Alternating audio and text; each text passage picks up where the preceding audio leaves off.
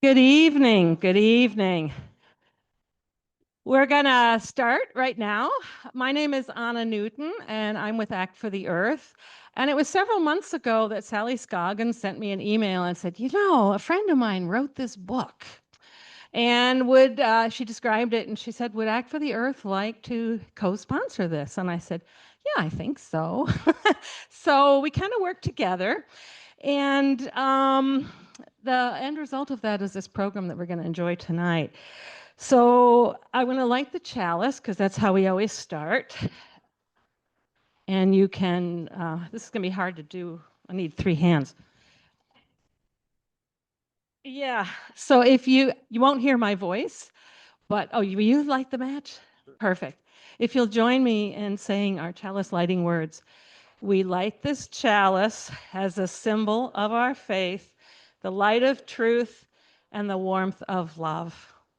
And thank you, George. Thank you. That was perfect. So, a little bit about me. I grew up east of the Mississippi, and where I grew up, forests were dense and rich and dark and green. Smoky Mountains were not too far away, and in Cades Cove, there's over 150 species of trees in that one little area. It's kind of an epicenter of biodiversity. So I come to Minnesota, and guess how many trees you've got? About 50?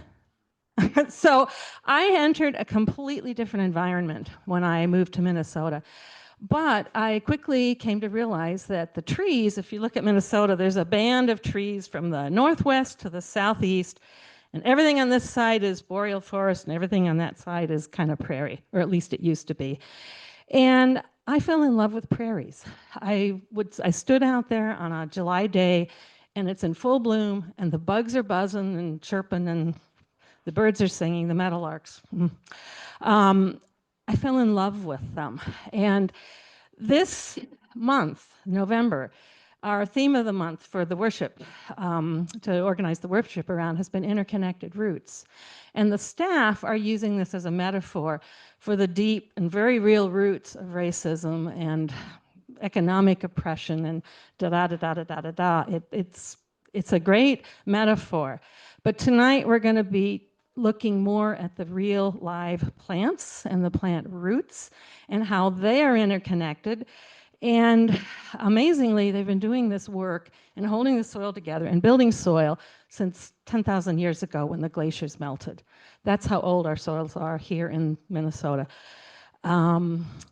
So we have a guest. His name is David Hage. And he's actually not a guest, he's a church member. I should say that. And he has a lot to say about prairies because he wrote this book. If I can hold it up, it's this. And he does have a couple copies of this. And he also co-wrote it with Josephine Marcotti, and she's not able to be here tonight, so he's going to be the whole show. A few things about Dave. He is an award-winning journalist and author who specializes in economics, labor, and agriculture.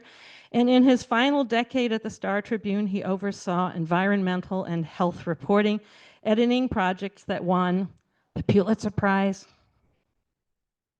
the Edward R. Murrow Prize. He's a big deal. He's written a whole bunch of other books, and he grew up right here in Minneapolis, and he lives in St. Paul, and he's a member of the church. And why don't you join me in welcoming Dave Hage to the podium? Thank you so much.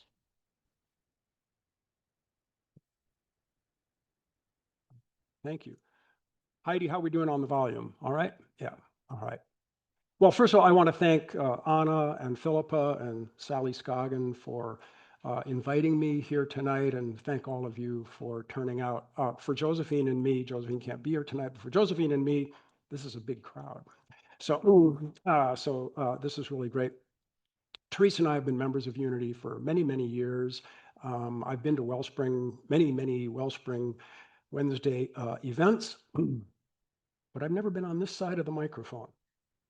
I'm a little nervous because you Unitarians can be a tough crowd. And we have, some amazing people tonight. George Booty, Land Stewardship Project. We have distinguished representative of the Environmental Working Group here has done such great work on agriculture and farm policy, and some very fine writers in the room as well. So it's really great. The book that I'm talking about, Sea of Grass, came out last May from Random House. It's based on a series that we published at the Star Tribune about 6 or 7 years ago. Josephine Mercati and I are old friends going back 30 or 40 years. In our last tour of duty at the paper, Josephine was the environment writer, I was her editor. And one day Josephine came across a pair of data sets that were just astonishing. Our jaws dropped. They were independent research sets, but parallel conclusions, which showed that we are now, in the last decade or two, we are now plowing up the continent's remaining grasslands out west, the Dakotas, Montana, and Wyoming, at the pace of 1 million acres a year. 1 million acres a year. That's an area the size of Connecticut disappearing every 3 years. It's as fast as we're destroying the Amazon rainforest. It's an environmental calamity of almost comparable proportions, but nobody's paying attention. It's not the Amazon rainforest, it's not the oceans, not cute baby seals and dolphins and stuff like that. It's happening in places like Malta, Montana, and Highmore, South Dakota, places where tourists don't go. And it's this invisible, quiet calamity that's occurring right in our backyard. Josephine likes to say, the prairie, this is our rainforest. This is our rainforest, and we're not doing anything to protect it. The series was a big hit with readers. When we retired from the paper, we turned it into a book proposal, and last spring, Random House published Sea of Grass. As many of you know, the prairie has a storied place in American history. It gave us Laura Ingalls Wilder and Willa Cather, great literature. It gave us Buffalo Bill, it gave us The Wizard of Oz, it gave us Sitting Bull and Crazy Horse, just storied leaders. It gave us William Jennings Bryan and a long, deep tradition of populist socialism in America. You think about the Grange, the Nonpartisan League. There was this undercurrent of prairie populism that happened out there, extremely important to the politics and the culture of our country. Well, it turns out that the prairie is also an ecosystem of global importance, which ecologists have just really begun to understand in the last 10 or 20 years. It's, as I'll get into in some detail, our prairie, the North American prairie, is one of 4 great temperate grasslands in the world. The others would be the pampas of South America, the veldt of Southern Africa, and the steppes of Central Asia. Temperate grasslands. They are a crucial buffer against climate change. I'll explain why in a minute. They are habitat for extraordinary wildlife, much of it endangered. And they're just very, very important for a bunch of reasons. Unfortunately, nobody pays a lot of attention. Nobody falls in love with the prairie. And that's why Josephine and I adopted this guy as our patron saint of the prairie. Many of you will recognize the great stand-up comic, Rodney Dangerfield. Why? Because like Rodney Dangerfield, the prairie gets no respect. It's rough out there. I get no respect. I'm kidding, but it's true. If you think about the US, the national park system, of the major biomes in the United States, grasslands were the last major ecosystem to get their own national park. We had Yellowstone, Yosemite, Acadia, these magnificent parks that we all know and love. But the people who ran the Park Service in its early decades, they wanted to protect what they called areas of splendor and visual grandeur, mountains and oceans. And they just didn't think prairies worth preserving.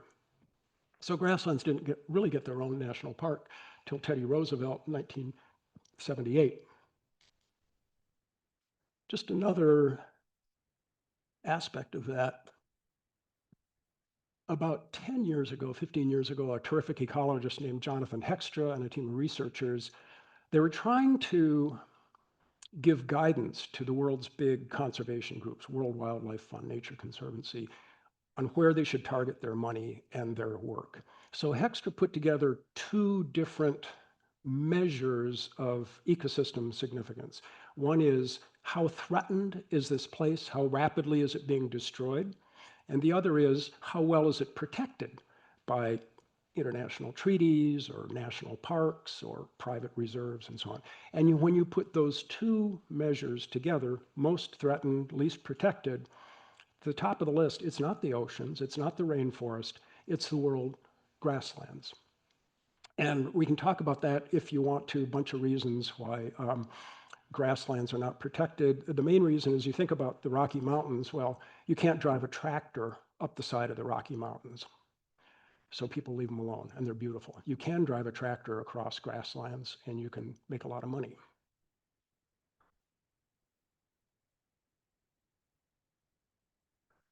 So why do grasslands matter?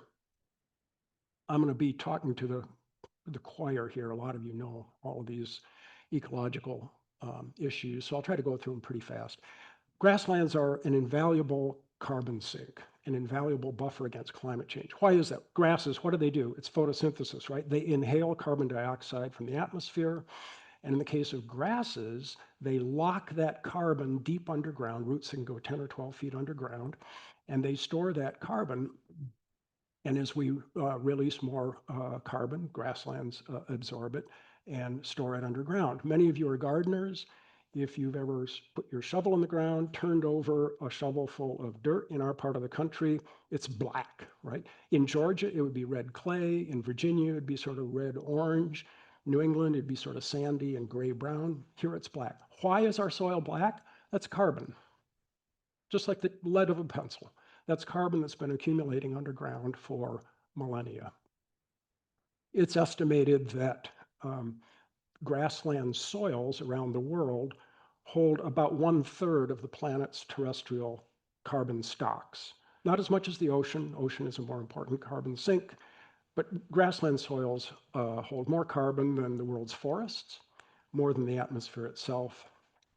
Just a huge, it's estimated. Great researcher Jo Handelsman at the University of Wisconsin, she worked for Barack Obama, has a great book herself on soil. She estimates that the grassland soils around the world now sequester more carbon than humans have emitted since the Industrial Revolution. So it's just a vast store of underground carbon. When we plow up grasslands, when we break open that soil, what do?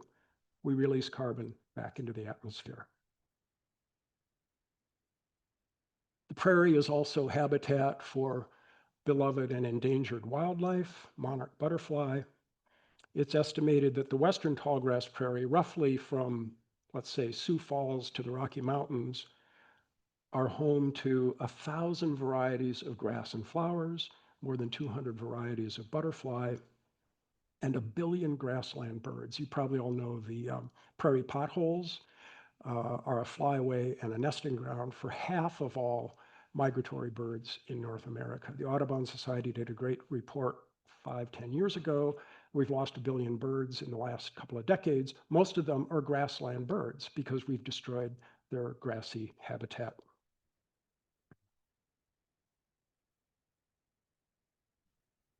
Flood control. One feature of grasslands is that they have this really porous, spongy soil. There are these great experiments that the conservationists do where they'll pour a bucket of water into a little pot of prairie soil, and the water just disappears. It's just soaked up like a sponge. Wetlands do the same thing. If you think about these catastrophic floods that we've had on the Mississippi River, the Missouri River, the last 30 years, everybody remembers the Great Flood of 1993, catastrophic, billions of dollars of losses.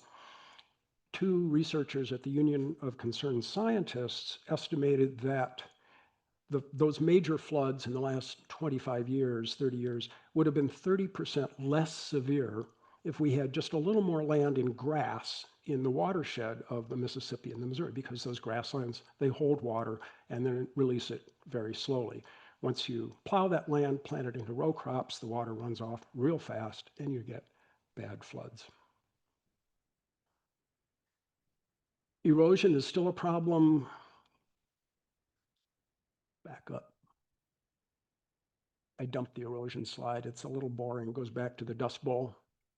But we had horrible erosion in the Dust Bowl, as you know.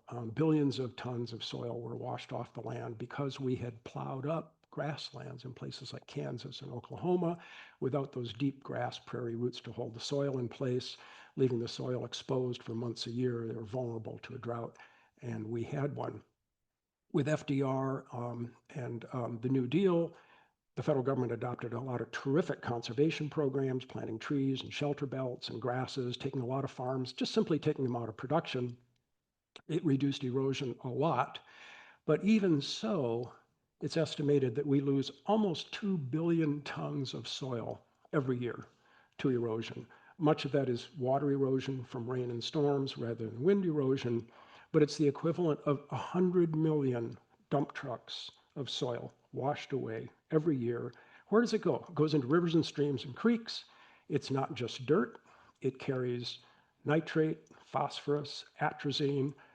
There are hundreds of EPA says there are hundreds and hundreds of miles of rivers and streams in our part of the country that can't support aquatic life, that are not safe for swimming or recreation. There are counties in southern Minnesota, the land of 10,000 lakes, where all kids, grew up swimming. There are counties in southern Minnesota where there's not one single lake that's safe for children to go swimming. And that's because the chemicals run off the land so fast. This is Bonnie Keeler. Some of you probably know her, a great researcher at University of Minnesota. Just did a study, brand new study, elevated nitrate, which is a byproduct of nitrogen fertilizer, elevated nitrate in drinking water when it's not removed chemically, linked to 15 serious health conditions, primarily cancers and fetal defects, with the biggest dangers to pregnant women and babies. Direct medical and quality of life impacts, she estimates, a cost of $745 million a year from drinking water that's contaminated with nitrate.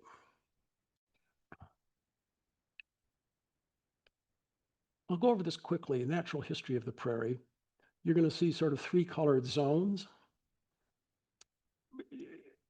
Obviously, it's never this simple, but in general, ecologists divide the prairie into 3 zones. The tall grass prairie in the east, 99% gone now.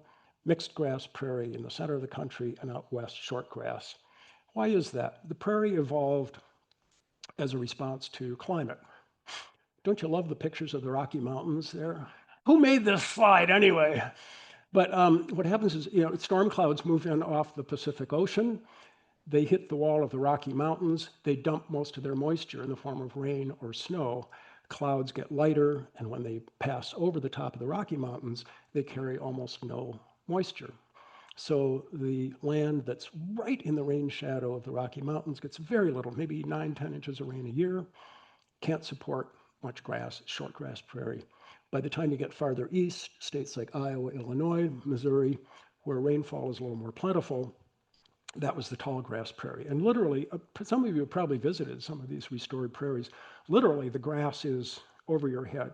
Josephine came across this great history nugget that the early pioneers, they would stand on top of their horses to see over the grass, to see where they were going. Josephine and I visited this beautiful restored prairie in Iowa. Earl Smith, help me out here.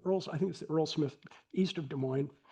And we got photos of ourselves standing with feather reed grass and big blue stem and cone flowers so high that we disappear into it. So that's how the prairie evolved, this extremely dry, hostile climate. Long, hot summers, very cold winters, very little rainfall. But some plants adapted beautifully to this very dry climate. This is a chart of just a bunch of different prairie plants. I'm going to point one thing out because it's hard to see on the slide. So we have big blue stem, lead plant, coneflower. Some of those roots will go 12, 13 feet underground. That's the grass in your front yard. That's Kentucky bluegrass roots, like so. So how do roots help? Roots store moisture. Roots can tap deep stores of moisture. When there's a drought, this layer of soil may still have moisture. The roots can tap that. Deep roots also let grasses survive the big scourges of the prairie. Wildfires, I think a wildfire, a natural feature which we've tried to suppress, sadly. Wildfires were a natural feature that sweep across. But with most prairie grasses, 2/3 or more of the biomass is below ground. So the top can burn, the plant doesn't die, restores itself from its roots. When Europeans arrived on the prairie around 1820, 1830, at first they found this landscape alien and intimidating. We tried to get a sense of it from this picture. This is 1875. Most Europeans had never seen a place this empty, this big. There was nothing in their experience in France or Germany or Scandinavia for a space that was this big and this empty. And that's why in the historical accounts, in the diaries and the letters back to the East Coast, repeatedly you see this phrase cropping up, it's the ocean of grass or it's the sea of grass, because there was nothing in their experience that could describe this vast empty space. And at first, they hated it. They were intimidated by it. They thought that because there were no trees, it must be infertile. Well, why would you move there? Why would you try to start a farm? That's infertile land, no good. More seriously, there were no trees. If you're frontier settler colonial farmer, you need wood, build fences, fires, build a house, and so on. There were no trees. And at first, they only settled where there were trees and creeks and streams. But before long, they figured out that this was not an infertile place.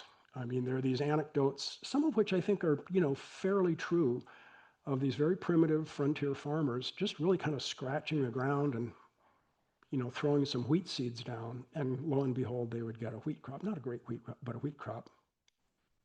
And they recognized that this is a good place to farm.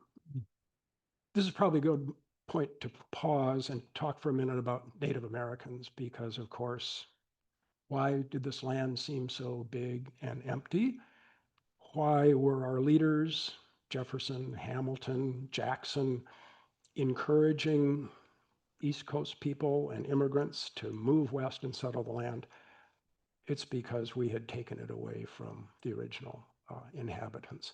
And in that very early government, federal government, 1800, 1810, the only asset they had was land. They didn't have any money, huge war debts from the Revolutionary War. The only asset they had was land, which they gave away and made it cheap to move west and settle because they had taken the land away from the native people who were here. They wanted to farm it, but they ran into some challenges. The first is that prairie soil, it's not just black, it's wet, it's thick. They called it gumbo soil in the 19th century. Farmers who moved here from New England, Pennsylvania, and New York, they were using cast iron plows. It was the technology of the day. But it has this rough surface. It worked perfectly well in the sandy soils of the East Coast. You get to this wet, gooey soil of the prairie, and a farmer would have to stop every few feet and take a stick and scrape that mud off the plowshare before they could keep going. John Deere failed several times in different professions, in different places, struck gold one day in Illinois.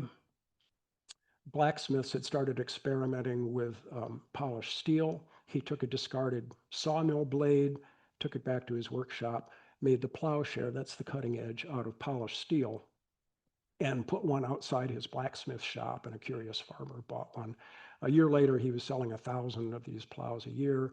A decade later, he was selling 10,000 of these plows every year. And today, John Deere is the biggest implement company in the world.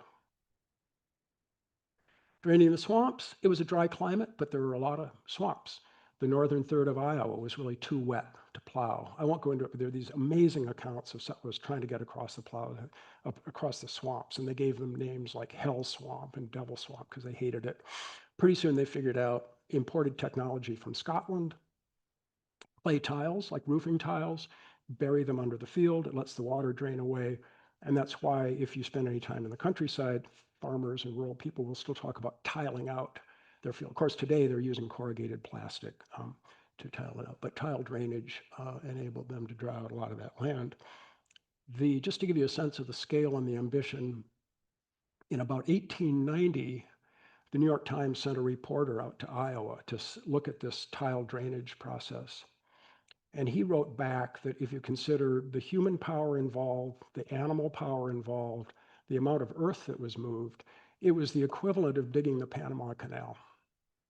It was a construction project, an engineering project of that scale. And today, we drive around the Midwest, Minnesota, Iowa, there's a Panama Canal under every, few acres, but it's invisible because it's underground and we don't think about it. But we re-engineered the hydrology of a fifth of a continent. Finally, synthetic nitrogen. I'm just going to blast through this really fast, but you may have heard of Haber and Bosch, two German scientists. Until they came along, the planet had a natural cap on the amount of nitrogen that was available. Plants need nitrogen. And until the late 19th century, humans had relied on manure, dead fish. There are two natural sources of nitrogen. One is lightning, which will break apart a nitrogen atom and release the nitrogen into a form that can bond in the soil. And the other was, of course, legumes. Many of you are gardeners. Plants that we call legumes are able to fix nitrogen in the soil because they have bacteria that can break that strong covalent bond for nitrogen.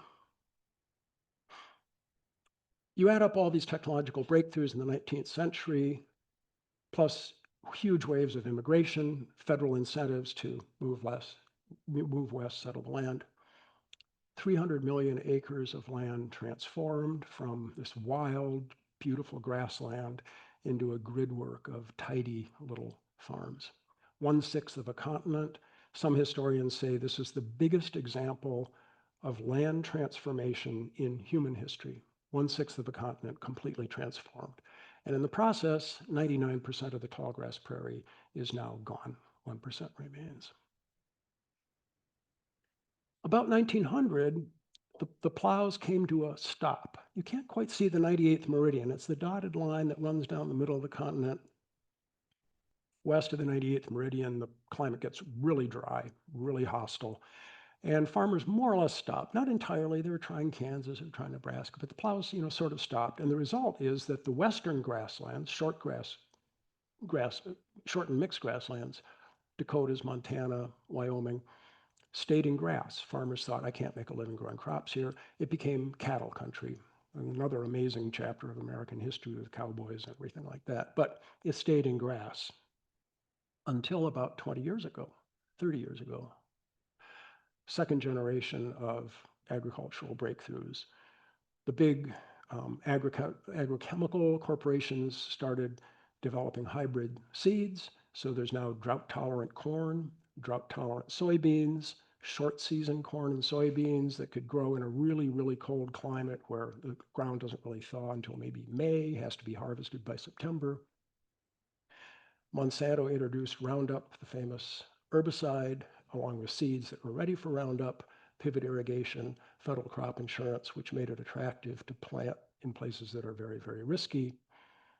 And when you take all those things together, plus some market conditions that make corn and soybeans extremely profitable for farmers, and here we are, we're plowing up 1 million acres a year. This is an aerial photographer. Josephine and I met this great aerial photographer. This is South Dakota. I just love that photograph, 1 million acres a year. A neighbor of ours, friend, started reading the book and she said, Dave, this is so depressing. And I said, read the last third of the book because we have some chapters in the back. One of the really cool things that Josephine and I found as we drove around, we kept encountering great people doing great work to save grasslands, restore grasslands, change agriculture. One example of this is a bunch of experiments to take what had been farmland, convert it back into grassland, restored prairies. The Earl Smith in Iowa is a beautiful example. The largest restored prairie in the world is here in Minnesota. It's called Glacial Ridge. It's up near Crookston, 23,000 acres of restored prairie.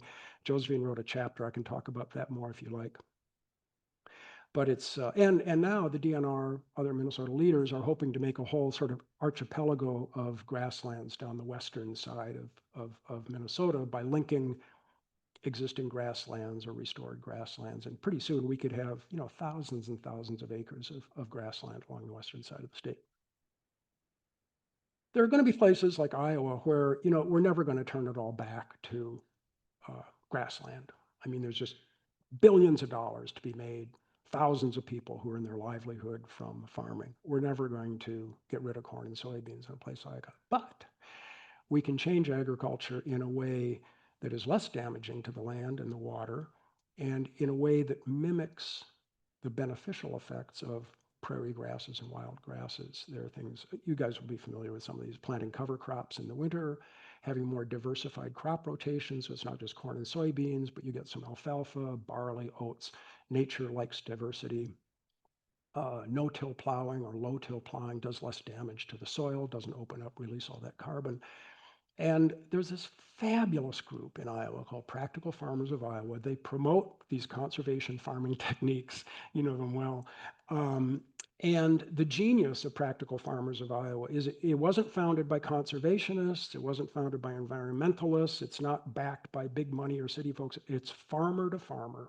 It's farmer to farmer. And Joanne says to Walt, I tried cover crops, they work. Believe me, try them. Practical Farmers of Iowa a decade ago had about 1,500 members. Today, 6,000 members. It is growing like crazy. I'd be happy to talk more about why it actually makes practical sense for farmers to adopt these conservation techniques and move away from the heavy chemicals.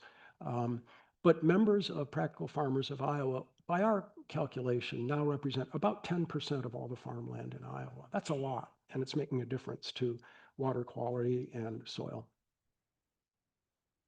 Farther west, South Dakota, a similar group. This is our buddy Jim Falstick, just a magnificent, magnificent cattle rancher, great guy, but who loves the land. And South Dakota Grasslands Coalition, they're trying to stop the plow. Jim grew up and lives in Highmore, South Dakota, right in the middle of the state. It was always cattle country, always it was the cattle center of South Dakota. Jim said, when I was growing up, I never saw soybeans. When I was a boy, when I was a teenager, I never saw soybeans west of Sioux Falls. Now every ranch around Jim and Carol's cattle ranch has been plowed up. It's in corn and soybeans because you can make so much more money with corn and soybeans. But they're doing beautiful work. They're working with the World Wildlife Fund, the Nature Conservancy to promote conservation grazing techniques. Some of you are familiar with that stuff, rotational grazing and so on. I could talk about that in greater detail if you like. Farther west, tribal bison herds. Bison are good for grass. Why? They evolved together for thousands and thousands of years. Where you have bison, grass grows better. Bison distribute manure and fertilizer in a natural sense. They distribute seeds as they move around. A bunch of reasons. Where bison, we were, Josephine, Teresa and I were at a fantastic reservation, Fort Peck Reservation, northeastern Montana. A brilliant guy, Robbie Magnan, who is the fish and game director for the Fort Peck tribes, Sioux and Assiniboine people of Fort Peck. And Robbie is a leader and a pioneer in establishing tribal bison herds using bison from Yellowstone National Park. Robbie took us to a place where a neighboring farmer had been growing wheat for 20 years. Here's the fence. And on this side of the fence is Robbie's bison pasture. And I'm going to exaggerate just a little bit, but on that side of the fence, you pick up this, it's like sand. It's just brown and gravelly, and the grass is thin. On Robbie's side of the fence, the grass is green and lush. The soil is getting black. It's just an amazing restoration. I'd love to talk about this more, but I'll move fast. The short story is that in the last 15 years, mainly using excess bison from Yellowstone National Park, the world's largest herd of wild bison. Robbie, working with, again, Nature Conservancy, World Wildlife Fund, Defenders of Nature, has established a quarantine facility at the Fort Peck Reservation, northeastern Montana, where he can take groups of bison, 100, 200 bison at a time, quarantine them for 6 months so everybody knows that they're healthy, they're safe, they're not going to cause damage to nearby cattle, and then sends them off to other reservations that want tribal. The tribal bison herds have been around for a long time, 40, 50 years, intertribal bison co-op, but this is a new movement in cooperation with the intertribal bison co-op. And thanks to Robbie's work and a few others, there are now more than 40 tribal bison herds from Missouri to Alaska, and we now have thousands of bison living in an almost wild setting. We're we're pretty close to restoring bison as a wild animal rather than a fenced-in animal, much the way we sort of saved eagles, some wolves, and so on. An amazing story. And it's a triple win. Bison are good for grass. We're saving this magnificent species. And with the animals, the Plains tribes are able to save and resurrect a lot of the history, culture, spiritual beliefs. At Fort Peck, Robbie's reservation, every graduating high school senior gets to go on a bison hunt with a tribal elder. They will shoot an animal, do a field harvest, say prayers, do rituals, and learn the practices of their elders. Another big example out west, American Prairie Reserve. Some of you will be familiar with this. It was a group of sort of private investors. They had links to Montana, but they'd made a ton of money in Silicon Valley. And they had this idea they called it the Big Open. The idea had been kicking around for 40 or 50 years, the Big Open. Their idea was if we find cattle ranches, and out west in Montana, cattle ranches are big. We visited Connie and Craig French, Craig's mom and dad, have a ranch that's so big, you could put Montana inside their ranch 3 times and still have land left over. I think it's 60,000 acres. I'm going to lose track of the number. Vast. I mean, big. And they only have about 500 cattle on it because short grass, you need a lot of land for cattle to get enough nutrition. So these folks started buying up cattle ranches. When somebody wanted to retire, somebody couldn't make it, somebody didn't have children or grandchildren going to take over the ranch, they would buy up the ranch. And they've now put together something like 600,000 acres of land that they're returning to wild prairie status. They welcome visitors. To be totally honest, I wouldn't put it at the very top of my visiting list because it all looks like this. But you can go there, you can stay in a yurt, out in the prairie. You're going to see bison, you might see wolves, definitely see coyotes, hawks, all kinds of wonderful stuff. It's just an amazing. It's controversial. Some of you know I can get into that too, because some of the neighboring ranchers don't like it. They think it's a bunch of rich environmentalists trying to tell them what to do with their land. Very, very tricky. So that's all right. I'm going to end there. This is a photograph that I took near Jim and Carol Falstick's ranch, South Dakota. Josephine and I fell in love with this picture, but a couple of months later, we couldn't remember if this was sunrise or sunset. And so we've started using it as sort of our own little metaphor for the theme of this book, which is there's still millions of acres of prairie left that we could protect. The question is, do we have the will and the vision and the integrity to protect that land? And so the question we leave with you is this sunrise or sunset for the American prairie? That's that. All right. I'm happy to. Yeah. Happy to take questions, or we can all go eat donuts or something. Yeah. We have a mic here. We'll bring it around. For 2 reasons. I have a daughter who actually monitors the state legacy funds and the clean water funds. So I was curious when you were talking about glacial ridge. Mhm. In your book, there's a lot of chapter on discussing that in terms of the cooperation between local units of government, for example, counties, Mhm. and the not-for-profit sector and the state. Could you expand a little bit on that? Because that seems to be the reason we've been able to start that chain. Yep. This is actually Josephine's chapter, but I'll do my best. As we discovered, restoring prairie, taking land out of production and taking it out of the market economy, guess what? It's not a popular thing, really, really controversial. And I don't mean to be negative. You know, you have rural school boards. That's our property tax base. How are we going to pay the teachers?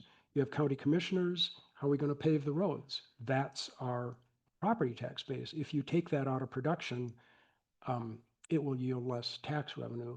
And in, you know, rural parts of the Midwest, this is a big problem, serious problem. One of the geniuses at Glacial Ridge is that they were able to kind of skin the cat, so to speak.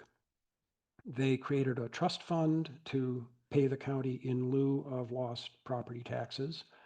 They, in the first 2, 3, 4 years, they let farmers use the land because the land had to recover from the trauma of being in crops. The soil had to sort of, so they let farmers graze animals there and so on. But the big thing was the city of Crookston, which is what, 20 miles east of Glacial Ridge, was running out of clean water.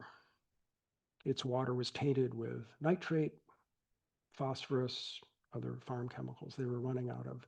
Well, what do grasses do? Grasses filter water. Rain falls on the ground, water seeps through the soil. There are microbes and bacteria, beneficial bugs in the soil that cleanse the water, filter the water, flows into aquifers. The people who proposed and founded Glacial Ridge promised the city of Crookston a lifetime supply of clean water, and that sort of turned the deal. Did that answer your question? Yeah, but farther west, it's turned into a, in the era of Trump, of course, there's a new right-wing movement which opposes this stuff. It's a bunch of socialists who are trying to put farmers out of business, put ranchers out of business. It's become liberty, give me liberty, give me death. It's become hugely political battle. Some places I think Josephine would argue in that chapter that Minnesota was kind of lucky to be able to pull this off financially, politically, ecologically. Yes, sir. A question, you mentioned in the late 1800s, they changed the hydrology of the land, especially in Iowa. Yeah. Is there any movement to change hydrology back to where it was originally? Oh, that's a great question. I wish I had an answer. The short answer is yes. I don't know a lot about it, but I do know of a number of sort of small, isolated cases where farmers said, I'm taking out the drain tile. We have a neighbor, Teresa and I have a lake home near the little town where my mom grew up, Fergus Falls. We have a neighbor who is a retired farmer. And yeah, he pulled the drain tile out, and within 2, 3, 4 years, it was kind of marshy and swampy again. Now he's got wood ducks and mallards and butterflies and all kinds of great stuff. I don't know if there's a larger movement. In fact, in Iowa, I would say it's probably the opposite. Josephine and I visited these two great tiling engineers. They were great guys. They spent hours with us explaining this stuff, which we didn't understand. But their point was, we need to put in more drain tile in Iowa. Climate change, we have more rain, we could make the soil more perfect. And so instead of having drain lines maybe 60 feet apart under a farmer's field, now maybe they're going to be 40 feet apart. We can take out even more water. So I wish I knew of more hope, and maybe it's out there, but we didn't come across it. George. Terrific book, Dave. Oh, thank you. And if you don't know, George is a saint and a god and helped found Land Stewardship Project, which is doing the Lord's work. So, well, thank you. Sorry. I just wanted you to touch on something that ties together a couple pieces that you mentioned. You mentioned a little bit about rotational grazing of cattle, for example, Yep. well-managed cattle, in other words. Yep. And about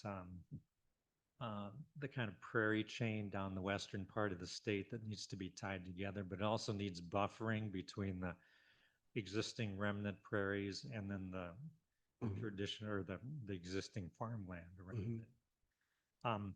And the beneficial role that getting cattle out of confinement and Right. And grazing again, Yep. because they're ruminants like buffalo are ruminants. Yep.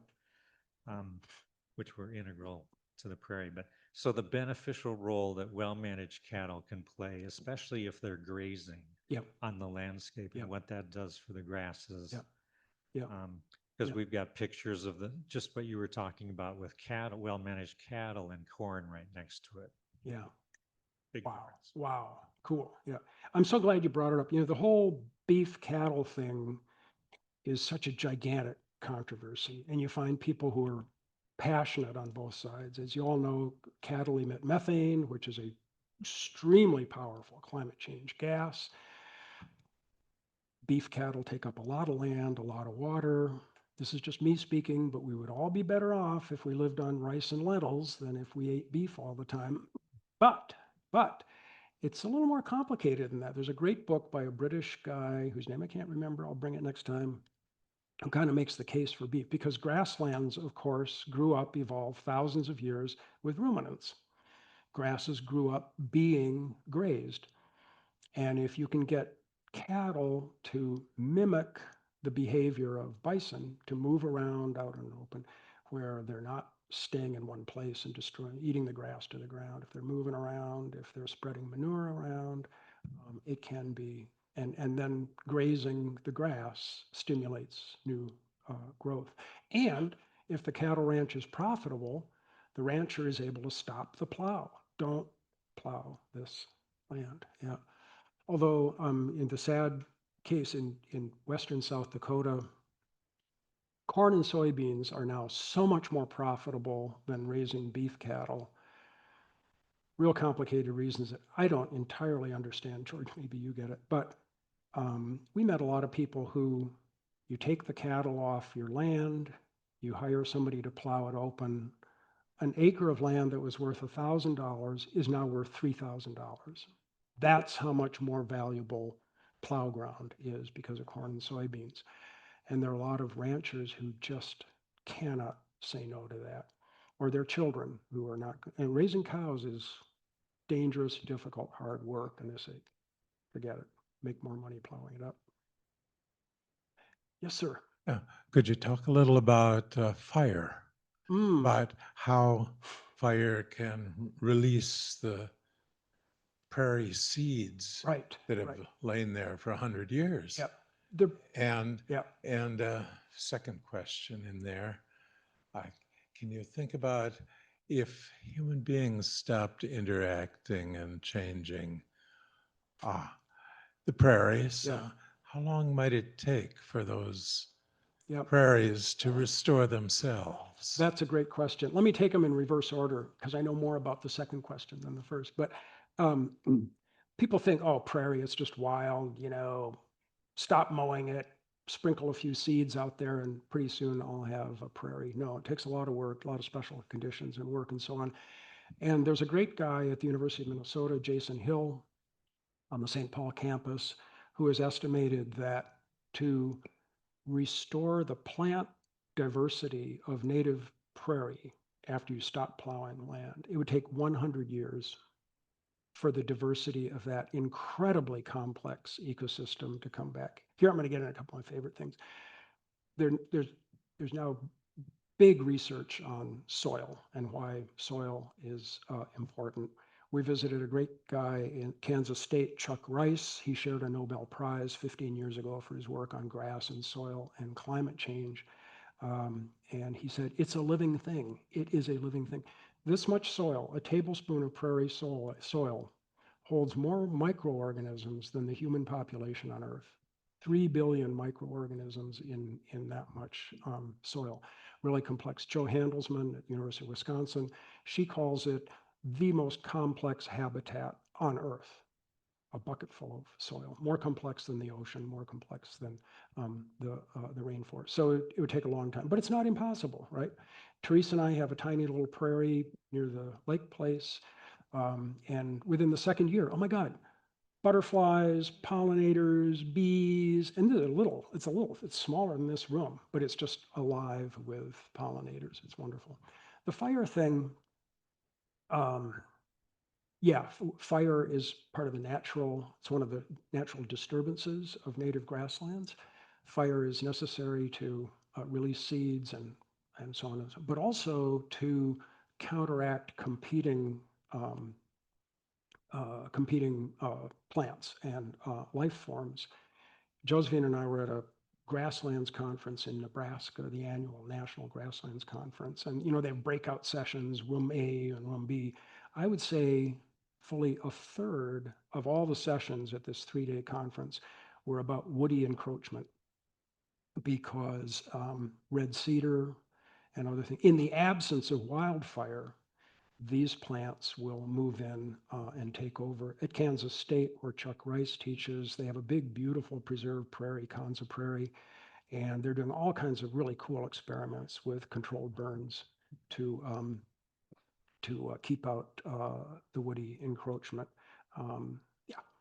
Does that answer your question? I hope that gets at it. Yeah. Yeah. Yeah, Shannon, and then I'll go back I here. don't want question is like, oh, okay, I'm sorry. Oh, man. That was going to be my question, is like taking just our yards and turning them into, like, I know it's not a large Mhm. amount of, Mhm. but Mhm. is how useful is that, and how, I would Mhm. say every little bit helps, I would say, yeah, every little bit helps. Like, but I have an answer to you know, that. why not? I mean, Yeah. you might have neighbors who don't like it. There was this great story in the paper about a woman who's trying to do grassy stuff in a sort of a subdivision in Eden Prairie, and now she's in court with her neighbors, and it's bad. Yeah. But I think in St. Paul and Minneapolis, the Longfellow neighborhood of Minneapolis, these yards are just crazy and wonderful. We had a question back there. Wait, we got a mic here. Okay, okay. Yep. While I'm walking back here with the mic, I would just say that Douglas Tallamy says that if homeowners east of the Mississippi restored their lands to native plantings, and it's not just prairie, it's woodland, et cetera, you'd have more land in natural area than we have national park acreage. Wow. And that's east of the Mississippi, Yeah. because west of the Mississippi, you have Yeah. all the federal lands. Yeah. Yep. So Dave, Yeah. thank you so much Yeah, for this yes. really gorgeous book that you and Josephine have written. I really loved Mm. reading it, and it's so well researched and so well written. So if anybody has not read it yet, I would highly recommend it. Thank you. W- it was hard to read the first half of the book because you're talking about destruction of the prairie. And then as you lead toward the end, you really focus in on a lot of the ways to preserve the existing prairie is to restore bison to those habitat areas and not and treat them as wild animals and not cattle. And to me, what that indicates is that we're not going to really be able to achieve restoration of prairies in Minnesota because there's no way we're going to knock down fences Yeah. in this part of the country. Yep. And so that I kind of ended with a little, sinking heart in that. And I understand why people want to focus a lot of the attention now on Western North and South Dakota and Montana and those types of areas that really have an opportunity to, one, have some real restoration that happens there and incorporates bison into that. So I'm wondering if you can comment maybe just a little bit on what's the hope for Minnesota Mm. in that sort of prairie restoration? And if it's not bison, how do we get there? Sure. I would say two things about that. One, if we had a group like Practical Farmers of Iowa in Minnesota, and we sort of do with land stewardship. Land stewardship works very closely with farmers. I think it's possible to hasten the adoption of conservation farming practices. And some of the big corporations are helping out now. Unilever is a big supporter of Practical Farmers of Iowa. For soybean farmers in Iowa, if a soybean farmer, if he or she says, okay, I'll experiment with this practice, cover crops or whatever, Unilever Corporation will underwrite some of the risk. Okay, if you have a bad crop, okay. Why does Unilever do that?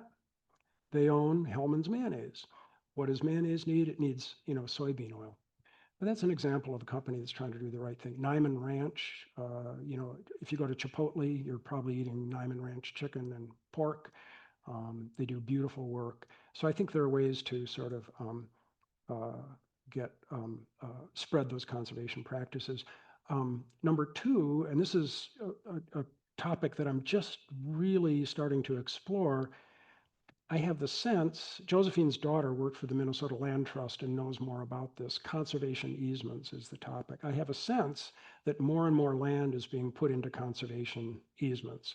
You know, a farming couple, they retire, like our neighbors, Wayne and Andrea in Fergus Falls, they say, we don't need this to be farmed anymore. We're going to put it in a conservation easement. They get a check from Nature Conservancy or Minnesota Land Trust or somebody, and that's conservation. And I have the sense that more and more land, or the children of the farmer, the grandchildren, are saying, we're never moving back to the farm, and we don't need the rent check, and they'll put it in a conservation easement. I want to run down the numbers on that. Maybe there are people in this room who know this, but I have the sense that there's more and more land going into conservation easements, which would be a really great thing. There was a question here, and then we'll go there. Well, I don't really have a question. It's actually just kind of a plug, because I got interested in native plants using just the gateway drug that Anna referred to of my own backyard and work that I've been doing in Frogtown. But if you want to see a little bit without going to Crookston or anywhere outside the Twin Cities, you want to see a little bit of prairie plantings at a larger scale. If you drive from Dale Street to Snelling Avenue along Pierce Butler route, we've been working since 2016 to plant a sort of a linear string of prairie plants, native plants for the most part, pollinator friendly plants, Minnesota natives, and you get just a tiny glimpse of the kind of height and magnificence that you're talking about. So Yeah. anytime after June of next year, Yeah. drive down Pierce Butler. Actually, this makes me come back to Shannon's question and the question whether small parcels can make a difference. And I was thinking of the one you did.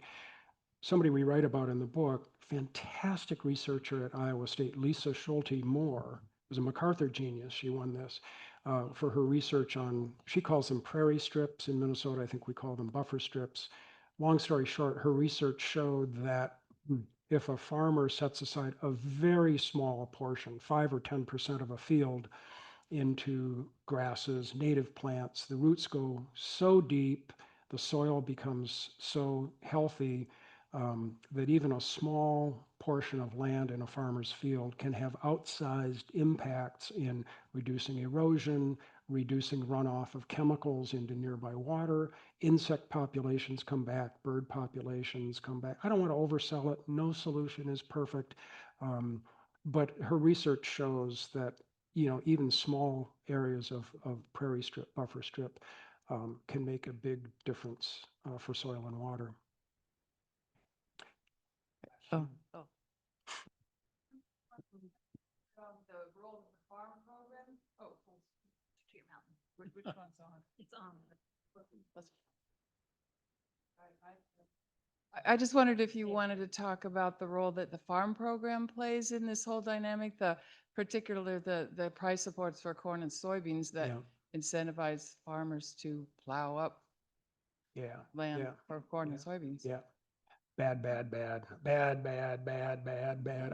When I was on the editorial page, I wrote about the farm bill. None of my colleagues would do it because farm policy is simultaneously really complicated and really boring. And so nobody gets into it. And that's the reason the farm bill is so bad. 300 members of Congress, they want nothing to do with writing the farm bill. It's written by, 8 or 10 or 15 members of Congress who have a huge stake in corn and soybeans. If I could do, wave a magic wand, number one, I would get rid of the ethanol mandate, the biofuels mandate. There's tons of research on ethanol and biofuels. It's super complicated. But put it this way, before the biofuels mandate took effect in 2007, 2011, corn seldom traded above $4 a bushel. $4 a bushel is a pretty good price for farmers. Since the ethanol mandate went in, corn has almost never been below $4 a bushel. So if you're a farmer, you're saying, I'm guaranteed $4 a bushel. Why would I not plow up the land and plant corn? And our buddy Tyler Lark at the University of Wisconsin, it's worth, just Google Tyler Lark, Tyler-Lark. Tyler has done fabulous work on this. He did this great paper which showed that land conversion from grassland to corn is twice as fast within 50 miles of an ethanol plant as it is anywhere else. So I would do that. The second thing is I would take money out of the commodity programs, the subsidies, crop insurance, and put them into conservation programs. The Farm Bill contains very, very, very good conservation programs, CREP, EQIP, if they're used right, which reward farmers. You all know about CRP, Conservation Reserve Program, came in 1985, paid farmers to take land out of production, plant grass and trees. Hugely successful. Erosion, soil erosion in the United States plummeted in the decade after CRP became. Problem with CRP is that you're paying farmers not to grow anything. A lot of farmers don't like that. I don't want to get a check for doing it. It's politically a little tricky. So the second wave of the big conservation programs in the Farm Bill was to subsidize farmers on working land.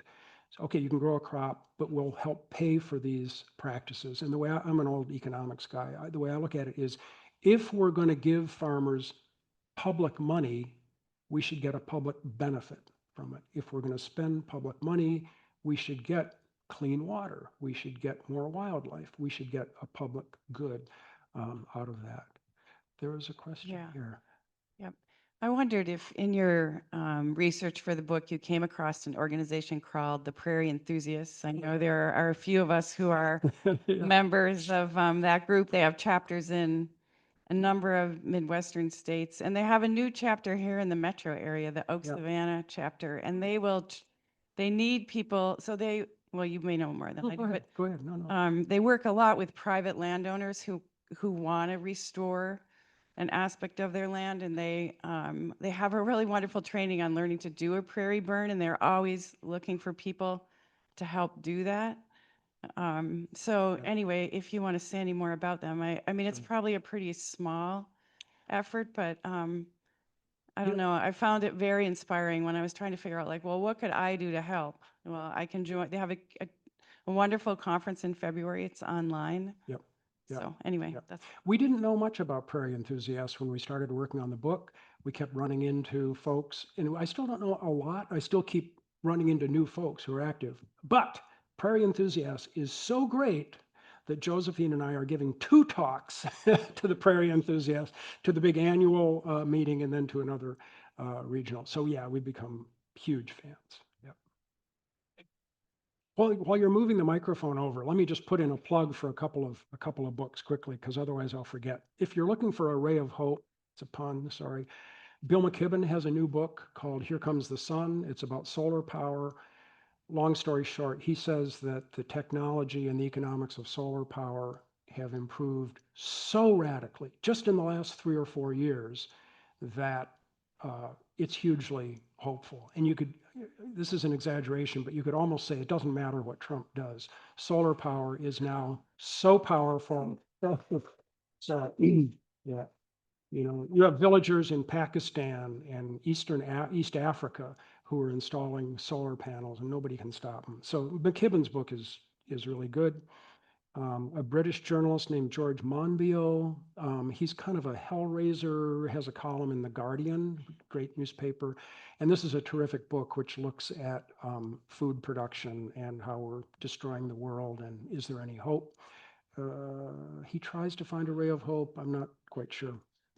And finally, we haven't talked much about First Nations and Native people. Big part of our book. We just fell in love with Robert Magnan at Fort Peck and other folks at Wind River and so on. There's a terrific book. It's funny. I love it, by a Minnesota guy. Some of you know the Troyer family, Robert Troyer, Anton Troyer from White Earth. And Anton has this fantastic book, Everything You Wanted to Know About Indians But Were Afraid to Ask. It's sort of a joke, but Anton is White Earth Ojibwe on his mom's side, and his dad was a Jewish refugee from Europe after the war, and they settled here. Anyway, questions like, should I say Indian or Native American? All this stuff that, to be serious, we struggle with. This is a horrible, horrible, difficult history. But Anton answers them beautifully. I love that book. I think there was another question. Okay, yep. Mine was really quick. It was just a follow-up on what you were saying about the researcher at Iowa State. I didn't catch her name. Yeah, Lisa Schulte Moore, hyphenated last name, Schulte, Schulte hyphen Moore, Lisa Schulte Moore. And if you just Google Iowa State prairie strips, her stuff will come up. Thank you. Yep. Are you aware of, and if so, what do you think of Kernza? Oh yeah, gotta have, plant Kernza, plant, yeah. Although, like everything else, it's a complicated story. The group behind Kernza, many of you know the Land Institute in Kansas, visionary, brilliant work. And the idea is if we could take our food crops, rice, wheat, and make which are annuals, right? Your gardeners, right? Annuals, you have to replant them every year. Perennials grow from their roots. So we have constant living roots in the land, which prevents erosion, makes the soil richer and more fertile, good for wildlife, good for water. If you could take food crops and develop them as perennials, which was probably what they were, 10,000 years ago, 20,000 years ago, then we could produce a lot of food, but also save the planet. It's been slow. There's an anecdote that we weren't able to quite pin down, but this illustrates why changing the food system is hard. General Mills made a commitment to purchase a certain amount of Kernza for a cereal product that they were going to do. And for General Mills, it's a lot of money, right? Ramping up a new facility, marketing, all that corporate junk. It's a lot of money. But they found like a dozen Minnesota farmers who were growing Kernza. And the second year, there was just a really bad crop of Kernza. And the farmers couldn't, it was sort of a co-op. They couldn't deliver the required volume of Kernza. Well, that fucked up everything for General Mills. They said, because they depend, you walk into Target, I'm going to say Cheerios, not everybody, but you expect to see a box of Cheerios there, right? What would happen if you walked into Target? Oh, no, sorry, we don't have any Cheerios. Consumers would freak out. So that kind of dependability. So it's really hard to start from scratch on a very small scale and bring it to scale in a way that's consistent and productive and, sad to say, works for our great big corporate food system. The good news is, there's this Cascadian Farms, which is now owned by General Mills. They have a Kernza cereal, which is really pretty good. And the wrap on Kernza, one of the wraps was it's really expensive. Like Kernza baking flour is maybe $10, $12 a pound, and nice wheat flour might be $3. Anyway, very expensive. So I went to our co-op and found the box of Cascadian Farms Kernza cereal. And then they give you the little price per ounce or price. It's cheaper than cornflakes. It's cheaper than Cheerios. I was so encouraged. So it could work. Yes. All right. Yeah. And there's Kernza beer, Dogfish Brewing out in. The University of they're Yeah. developing. Yeah. Land Institute. Yeah. But I think, the Land Institute kind of invented it, but they needed partners to bring it to scale. U of M is doing. In fact, I should have brought it tonight. They did a field day, and I got a little bag of toasted Kernza snack. It's delicious. So, there is hope. It's slow. Yep.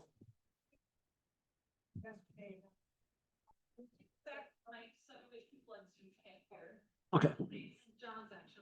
Okay. I'm circling back to an earlier question, but also to the discussion of which triggered this thought, the point you made about the Aboriginal communities and their own communities beginning to do it. But when I was reading through your book and knowing a little bit from the other side, I realized there's a serious intersectionality question that's buried in all of this. Mm-hmm. Most of the, as near as I can tell, the actors who are beginning to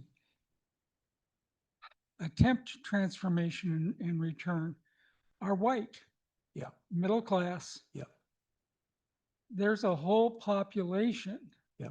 that is not anywhere tied into the power of that transformation process. I'm throwing in a little plug. On the last election, when we renewed the legacy funds Mhm. or the water funds, there was a provision in that renewal of the Constitution that now dedicates a chunk of dollars, theoretically, to essentially communities who are not in that side, the communities of color. Mhm. And frankly, the reason I know this is my daughter has the responsibility of DNR to get that program up. Yep. But it is an interesting next section, because if we don't, any chance of serious transformation has to recognize the whole population. Yeah, oh, I totally agree. I mean, as a matter of moral justice and historic justice, that's got to happen. As a matter of practical politics. And it's practical policy too, because I mean, the reason that, trying to make a long story short, the guy who sort of saved, is, 30 years ago, every spring, Yellowstone, the bison would come down out of the high pastures and they would wander outside the park. Many of these were pregnant cows. They needed extra protein and grass. And the minute they crossed the park boundary, boom, there would be ranchers and sharpshooters standing along the border of Yellowstone Park shooting them. Horrible. The guy who is the Montana state biologist who kind of solved this, he figured out a way to, why are we slaughtering this magnificent, priceless animal? There's a way to save them. And he realized, okay, but I'm going to need a partner in this. I'm going to need somebody who has a lot of land, thousands and thousands of acres of grass, and somebody who cares about bison, the Plains tribes. And his first partners were Robbie Magnan at Fort Peck and Mark Azure at Fort Belknap nearby. It's a thread that we worked on a little bit in the book. I would love it if this could be my next book, because I'm kind of taken with this idea, but I do think there is a growing movement for Native people to get a seat at the table. If you think about the Fond du Lac Band of Chippewa up in northern Minnesota, they have an amazing staff of lawyers and water scientists, and they have sued the pants off the state of Minnesota because state regulators are not enforcing water quality regulations. So Fond du Lac has become an important player. In South Dakota, there's an outfit called the Buffalo Grasslands something initiative, which is founded by a guy named Sean Grassel, he's Yankton Sioux, got a PhD at South Dakota State, and now he's leading tribal efforts to restore and protect grassland in South Dakota. Of course, in the Northwest, efforts to save the salmon and the salmon runs, tribes played a big role. And this idea of like Native people come to the legislature or the DNR and they say, we know something about this, right? Would you listen to us? And it hasn't happened for decades and decades, but maybe it's starting to happen. I may be naive about that, but.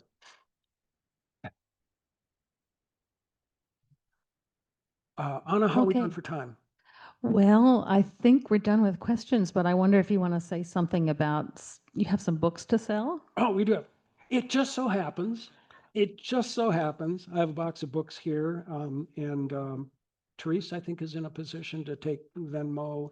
If you'd like a book, come on down. Thank you so much. Yeah. For Thank great you. questions. Really, really, really, well, this has been really fun. Thank you.